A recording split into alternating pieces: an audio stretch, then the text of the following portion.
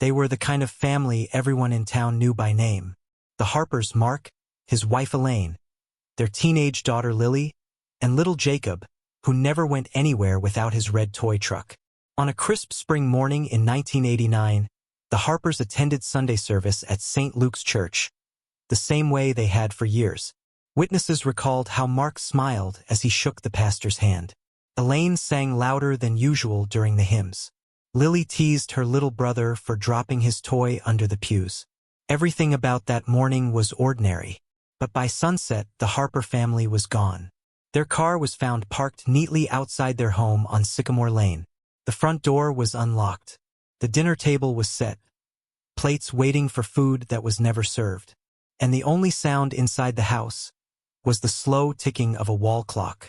That night, Ashgrove, a quiet town tucked between rolling fields and pine woods, changed forever. Because in a place where nothing bad ever happened, something impossible had just occurred.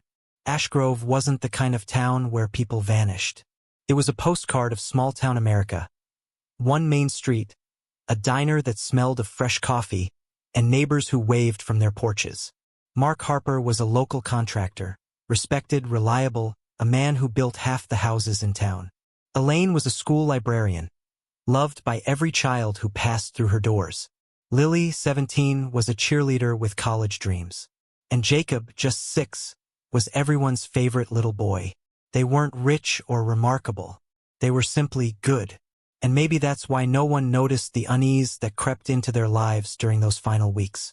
2 weeks before the disappearance, Elaine confided in her friend Margaret, the church organist. She said Mark had been distracted, sometimes pacing late at night, staring out the window toward the woods. He says he hears something, Elaine had whispered. When Margaret asked what, Elaine only shook her head. Not what, who. A few days later, Lily told her boyfriend that her dad was acting strange, that he had started locking the shed behind the house, even during the day. She joked that maybe he was hiding birthday presents. He laughed, but she didn't. On Friday before church, neighbors saw Mark arguing with a stranger near the old gas station. A man no one in town could identify. He wore a dark coat despite the warmth, and when Mark saw someone watching, he pulled the man aside, lowering his voice. The stranger left in a faded blue pickup truck with no license plate. No one ever saw that vehicle again. Sunday, March 12, 1989. It was bright, unusually warm, the kind of day that makes winter seem far behind. The Harpers arrived at church at 10:02 a.m., a few minutes late. Several people remembered that Mark seemed tense. He kept glancing toward the church door, as though expecting someone. During the service, Lily whispered to her friend Sarah that her dad was being weird again. When asked what she meant, Lily shrugged. He made us promise to come straight home after church. No talking to anyone. After the service ended, the family chatted briefly in the courtyard, smiling, shaking hands, saying all the right goodbyes. Then they got into their dark green station wagon and drove away. That was the last confirmed sighting of the Harper family. When Margaret stopped by their home that evening to drop off a casserole dish Elaine had lent her, she found the front door ajar. The television was on, static hissing softly. The dining table was set with 4 plates, napkins folded neatly, silverware aligned. Elaine's purse was on the counter. Mark's car keys hung by the door. In Jacob's bedroom, his toy truck sat on the bedspread. The sheets were still warm. There were no signs of struggle, no footprints, no broken glass. It was as if the Harpers had stepped out for a moment and simply never returned. The police were called at 8:47 p.m. By morning, the entire town was searching the fields, the woods, the riverbank. No trace, no witnesses, no clues, only silence. Heavy, unnatural, like the earth itself had swallowed them whole. Detective Raymond Harlow was assigned to the case. A veteran officer, gruff and meticulous. He'd seen his share of missing persons, but nothing like this. Within 48 hours, state investigators arrived. The Harpers' home was sealed, every inch photographed, every drawer cataloged. In the basement, they found something odd. A half-burned stack of papers in the fireplace. Among the ashes, a fragment of a letter. If they find out, it will destroy everything. Don't let them see the records. Keep them safe, no matter what. The handwriting matched Mark Harper's. No one could tell who they were or what the records meant. Detective Harlow ordered the ashes sent for analysis. But the report came back inconclusive. Still, one thing was clear: Mark had been hiding something. As the weeks passed, the town began to unravel. At the diner, old men whispered about cults in the woods. Teenagers dared each other to visit the Harper house at night, swearing they saw lights flickering inside. A rumor spread that the family had been part of a land dispute with a local developer. Another claimed Elaine had discovered something at the library, old town records she was never meant to see. Theories multiplied. Evidence did not. By summer, the police scaled back the search. The Harpers were declared missing, presumed dead. Their house was boarded up, and life in Ashgrove returned to its quiet rhythm, or at least that's what people told themselves. But beneath that calm surface, the town was never the same, because somewhere deep down, everyone knew something terrible had happened, something that couldn't be spoken aloud. Years turned into decades. Children grew up hearing the story of the family that vanished after church. Some said the Harpers had fled witness protection. Others believed they were murdered and buried beneath the new subdivision east of town. The truth was, no one really wanted to know, because digging into the past meant stirring something buried for a reason. Still, every few years, someone would claim to have seen a shadow in the Harper house window, or a light flicker in the woods by Sycamore Lane. The property changed owners 4 times. Each family left within a year. By 2010, it stood abandoned again, decaying, forgotten, its porch collapsing under decades of dust and silence. Until the day a journalist named Clara Benton arrived in town, determined to uncover the truth. Clara wasn't from Ashgrove. She was 32, sharp, persistent, the kind of reporter who didn't believe in coincidences. She'd grown up hearing about the Harper case on late-night mystery programs, always haunted by the question, how does a whole family vanish in broad daylight? When she learned the property was going up for auction, she packed her camera, notebook, and recorder, and drove 7 hours to Ashgrove. The townspeople weren't welcoming. The old diner waitress told her, "Some stories are best left buried." But Clara only smiled. "That's exactly the kind I tell." That night, as she parked in front of the Harper house, the wind carried the faint sound of church bells from somewhere in the distance. Though the church had been demolished years ago, she turned off the engine. The night was perfectly still. Then, faintly, from the open window of the house, she heard it, a single tick, tick, tick, just like the clock that was still running the night the Harpers disappeared. Clara stepped out, flashlight trembling slightly in her hand. The house stood silent, its windows hollow like watching eyes. But as she reached the porch, she noticed something scratched into the wooden doorframe, something that hadn't been mentioned in any report. It read, "They tried to bury the truth, but the ground remembers." Her breath caught, because beneath the carving, faintly visible under years of dust and peeling paint, was a small red handprint, a child's. And that was the moment Clara knew the Harper story wasn't over. It was just beginning to resurface. When Clara Benton stepped into the Harper house for the first time, it felt like time had stopped. Not years ago, but seconds ago. The air was still. The faint smell of dust and something older, like damp paper and decay, hung in the hall. Every clock in the house had stopped at 6:47. Every single one. The kitchen table was still set, just like in the police photos she'd studied 100 times before. The plates, the silverware, the half-burned candle stub that had never been lit. And beside one of the plates, Elaine Harper's, according to the case notes, lay a single church bulletin, yellowed with age. The headline read, "Faith, Family, and the Future of Ashgrove." But what chilled Clara most wasn't the words.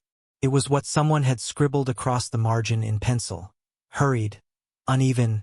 "We never should have opened the archives." Clara walked slowly through the house, her flashlight beam sweeping across the walls. Every photo frame was still in place, a collage of smiles and Sunday dresses. There was Mark, shaking hands with the mayor during the opening of the town's new library, Elaine reading to children, Lily in her cheer uniform, Jacob holding his red truck. They looked like the kind of family whose life should have continued. But Clara had learned something over years of reporting. Perfect families made the most perfect secrets. In Lily's bedroom, she found a corkboard filled with postcards and magazine cutouts. Dreams of college, beaches, a future she never lived. Pinned beneath them was a folded piece of notebook paper. It was a note addressed to Dad. "I heard you in the shed again. I think you're crying. I won't tell Mom, but I wish you'd stop going there at night. It scares me." The shed. That same shed neighbors said Mark had started locking in his final days. It sat behind the house, its roof sagging under decades of neglect. A thick padlock still hung from the door, corroded with rust. Clara knelt down, brushing away dirt from the base. The grass here was different. Darker, uneven, as if it had been disturbed and never grew back right. She pried open the lock with a crowbar borrowed from the real estate office. Cracked with a sound that echoed through the yard. Inside, the air was thick with mold and the faint metallic tang of oil. Old tools lined the wall. A workbench sat beneath a single broken light bulb. And on the floor, a heavy wooden trunk, its lid covered in dust and faded initials. MH. She crouched down, heart hammering, and lifted it open. Inside were rolls of blueprints, notebooks bound in cracked leather, and dozens of photographs. At first glance, they looked like construction plans, maps of the town, housing plots, and municipal layouts. But as Clara unfolded one, she froze. It wasn't just Ashgrove. It was a map of what lay beneath Ashgrove. Tunnels, chambers, a network sprawling under the entire town. Each section labeled with names like Sanctuary, The Old Line, and Vault 3. And stamped faintly at the corner of every page was the seal of the Ashgrove Development Committee, 1957. A committee that, according to town records, had dissolved decades before the Harpers ever lived there. Clara brought the documents back to her motel room and began cross-referencing them with archived town records. The Ashgrove Development Committee had been formed in the 1950s to oversee a government-funded housing project during the Cold War. Officially, it was about urban expansion. Unofficially, there were rumors it had ties to a covert military research program called Project Echo, an experiment in underground communication networks during the height of nuclear tensions. The tunnels beneath Ashgrove, she realized, weren't for utilities. They were for something else.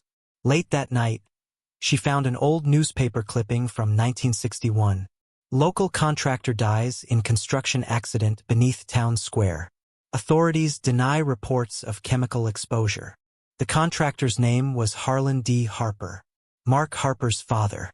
The next morning, Clara drove to what remained of St. Luke's Church, the place where the Harpers were last seen alive.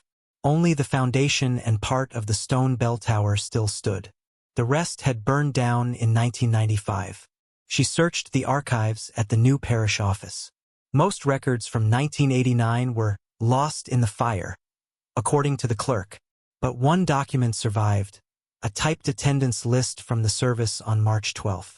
At the bottom, beneath the typed names, someone had written by hand, "Visitors 2 arrived late, sat in back row, left before closing prayer." No one had ever identified those visitors. Clara zoomed in on a scanned copy. Faintly under the handwriting was a smudge of ink, like someone had started to sign a name and stopped. She adjusted the lighting. The first letter was clear. An E. E-H. Elaine Harper? But that didn't make sense. She was already listed in the main attendance. Unless Elaine had signed twice, once as herself, once as someone else. At the local historical society, Clara found a photo taken on the same day the church reopened after renovations in 1985. It showed the congregation smiling in front of the entrance. She scanned each face until she found them. The Harpers standing together, Mark with his arm around Elaine. But behind them, partly obscured by sunlight, was a woman Clara didn't recognize, standing just far enough back to avoid the group's attention. She wore a dark coat, the same kind of coat described by witnesses who saw Mark arguing with a stranger before he vanished. Clara enhanced the photo on her laptop, zooming in on the woman's face. It wasn't fully visible, but her outline matched Elaine almost perfectly. It wasn't a stranger. It was someone who looked exactly like her. That night, Clara's motel phone rang. A slow, deliberate ring, the kind that makes you hesitate before answering. She picked up. "This is Clara Benton." A male voice, calm, aged, unfamiliar, replied.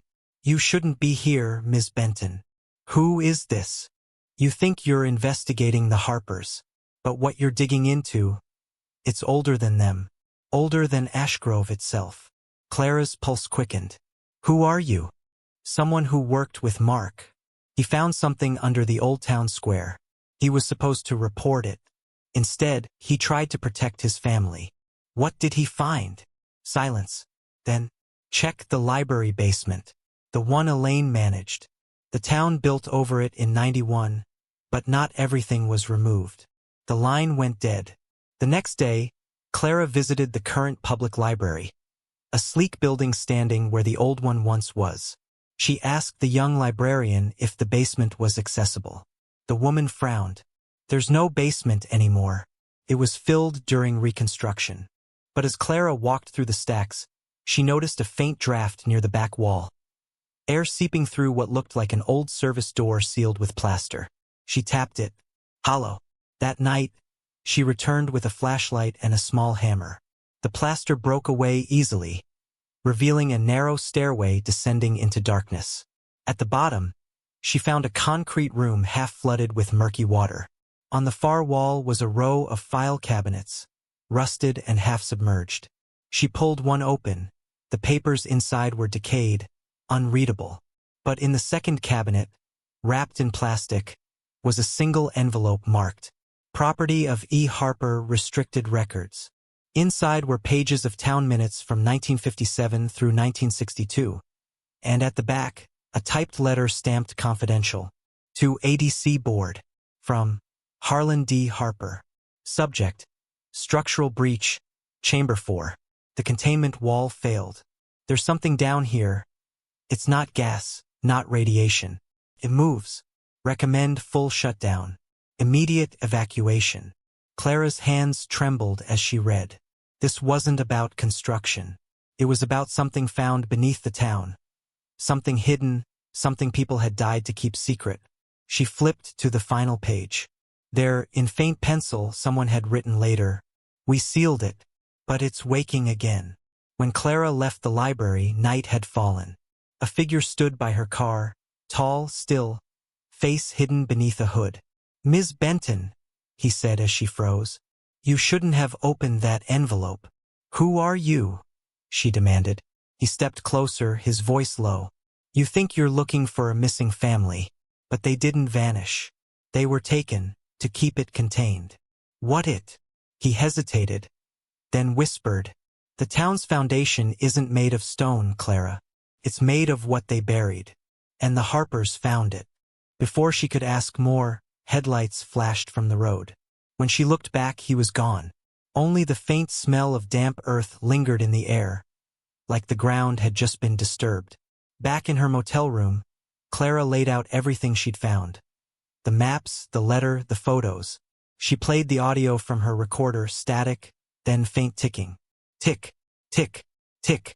She realized what it was, the same sound she'd heard in the Harper house. It wasn't just a wall clock. The ticking came from inside something. She returned to her photos of the living room, zoomed in on the old clock still hanging above the fireplace. At its base was a small keyhole, not for winding time, for unlocking something hidden within. And suddenly she remembered the faint words scratched into the doorframe. "They tried to bury the truth, but the ground remembers." Her breath caught, because maybe the clock wasn't keeping time at all. Maybe it was keeping something else. When Clara Benton returned to the Harper house that night, the storm had already begun. The kind of storm that feels less like weather and more like a warning. Rain hissed through the trees, tapping against the windows like impatient fingers. Inside, the house was silent, except for one sound. Tick, tick, tick. The old clock above the fireplace still marked the same time. 6:47. But now the ticking was louder, sharper, like it was coming from somewhere beneath the clock itself. Clara stood in front of it, flashlight trembling slightly in her hand. She remembered the words she'd found earlier, scratched faintly into the doorframe. They tried to bury the truth, but the ground remembers. And somehow she knew whatever this was, it began right here. She climbed onto the mantel, running her fingers along the wooden frame of the clock. Beneath years of dust, she felt a small indentation, a hollowed edge with something lodged inside. She pried it open. A small brass key slid into her palm. On its side were the engraved initials, H. Elaine Harper. The clock had no visible keyhole, but on the back, under the panel that held the pendulum, she found a faint groove. The key fit perfectly. As she turned it, there was a soft mechanical click, followed by a deeper rumble from inside the wall. The fireplace trembled slightly. A section of the brick shifted forward with a grinding sound. Behind it was a narrow metal door, and behind that, stairs descending into darkness. Clara's flashlight flickered as she made her way down. The air grew colder with each step. The walls were rough stone, slick with condensation. After about 20 feet, the passage opened into a larger tunnel, its walls lined with pipes and faded warning signs. One read, Property of Ashgrove Development Committee, 1958. At the far end of the tunnel stood a heavy iron door. A faded number was painted across it. Chamber 4. She hesitated. Then she pushed. The door creaked open, releasing a gust of stale, chemical-smelling air. Inside was a vast circular room, part bunker, part laboratory. Tables covered in rusted instruments, broken glass, and torn documents filled the space. In the center stood a large glass cylinder, shattered from within. The floor around it was scorched. On the wall nearby, written in smeared red paint, were the words, Containment failed. Clara spotted an old reel-to-reel recorder on one of the tables. It looked fragile but intact. She pressed play. A man's voice crackled through the static, tired, trembling. This is Mark Harper. If anyone finds this, it means we failed. My father warned them, they didn't listen. Whatever they unearthed under Ashgrove, it isn't natural. It wasn't meant to be found. They told us it was some kind of signal, energy, magnetic, self-sustaining. But it wasn't. It was alive. It spoke through the walls, through the radios. It knew our names. We sealed Chamber 4 after the first worker disappeared. But the noise kept coming. And when we found it again years later during the expansion, I think it remembered us. Static. Then Elaine's voice. Faint. Panicked. Mark, it's in the house. The children. Then silence. A long, heavy silence that filled the room like gravity. Clara's flashlight beam landed on a section of the wall that looked newer than the rest, patched with concrete instead of stone. Someone had sealed it deliberately. In the center of the concrete, a message was carved. Forgive US. Beneath it, embedded in the wall, she saw something metallic. A small plaque. Ashgrove Vault 3. Access restricted. She brushed away dust and noticed faint fingerprints in the dried cement. They were small, like a child's. A chill rippled through her. She took a step back. And that's when she heard it. A faint voice behind her. A child's whisper. You found us. Clara spun around, the flashlight beam sweeping through the tunnel. For a split second, she saw them. Not clearly, not solid. But shapes, translucent outlines of a family standing together at the edge of the room. Mark, Elaine, Lily, Jacob, all looking toward her. Not angry, not afraid, just waiting. The air thickened. The lights flickered. And from somewhere deep within the tunnel came that sound again. A low, rhythmic pulse, like a heartbeat echoing through the earth. Tick, tick, tick. But it wasn't the clock. It was something buried beneath the town still alive. The vision faded as quickly as it appeared. When the light steadied again, the room was empty. But in the center of the floor, where the cylinder once stood, lay a single item. A church bulletin.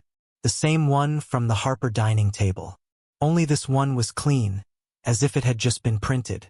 and scrawled across it in fresh ink were the words, "They opened it again." Clara drove straight to the town hall. She barged into the office of Mayor Rains. A man in his 60s, polite smile, trembling hands. She slammed the blueprint maps onto his desk. "Tell me what's under this town." He stared at her for a long time, then sighed. "You shouldn't have gone down there. You knew. You all knew." "We didn't have a choice," he said quietly. "Ashgrove was built over something ancient, a pocket of energy, we thought. When the first tunnels were dug, workers heard it, a vibration, a hum. Some said it spoke. We tried to seal it, but it changes people. And the Harpers? They got too close. Mark discovered the original files. He was going to expose everything. We tried to stop him, but before we could, his family vanished. We searched. We never found them. And we stopped looking. Because you knew they were buried down there," Clara said. His silence was answer enough. Finally, he looked up and whispered, "If it's waking again, God help us all." That night, as Clara prepared to leave town, she heard a distant rumble. The ground shook violently. Alarms blared in the distance. She rushed outside to see a column of dust rising near the town square, right where the old tunnels ran. Streets cracked open. Smoke poured from underground vents. And beneath it all, that sound again. Tick, tick, tick. It grew louder, rhythmic, pulsing, almost mechanical, until it merged into a single, thunderous heartbeat that seemed to shake the entire valley. Then, suddenly, silence. When the dust settled, the square was gone. A massive sinkhole had opened, swallowing the memorial fountain and half the library. At its bottom, through the haze and debris, she thought she saw a faint orange glow, like the reflection of firelight on glass. Weeks later, Clara's article went public. The Ashgrove Mystery. The family that vanished and the town that hid its secret. It became a national sensation.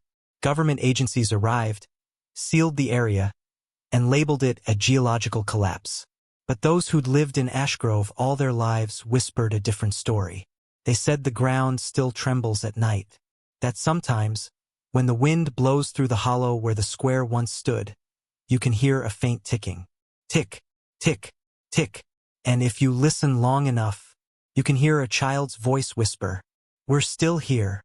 Months later, Clara returned one final time to Sycamore Lane. The Harper house stood empty, windows boarded, yard overgrown. She stepped inside. The air was stale, the furniture covered in sheets. The clock still hung above the fireplace. Still stopped at 6:47. Clara approached it slowly. On impulse, she reached out and touched the glass face. And for the briefest moment, the second hand moved just once. Tick. Her reflection in the glass seemed to waver. And in that shimmer, she thought she saw someone standing behind her. A woman with gentle eyes, smiling faintly. Elaine Harper. Then the image vanished. The clock went silent again. Clara stepped back, whispered softly to the empty room. "I found the truth." Outside, thunder rolled in the distance. And in the silence that followed, the old clock began to tick again. Tick, tick, tick.